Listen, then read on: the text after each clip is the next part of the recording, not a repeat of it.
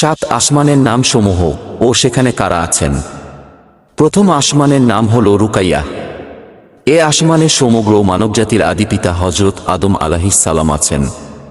দ্বিতীয় আসমানের নাম হল ফায়দুম বা মাউন।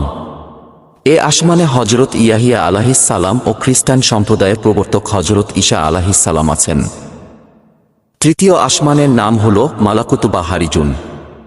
এ আসমানে হজরত ইউসুফ আলাইহিস সালাম আছেন। চতুর্থ আসমানের নাম হল জাহিরা।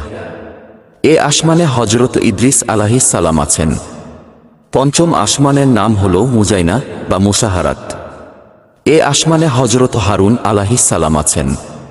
ষষ্ঠ আসমানের নাম হল খালিসা। এ আসমানে ইহুদি ধর্ম প্রবর্তক হজরত মুসা আলাইহিস সালাম আছেন। সপ্তম আসমানের নাম হল লাবিয়াহ বা দামিয়াহ। এ আসমানে হজরত ইব্রাহিম আলাইহিস সালাম আছেন।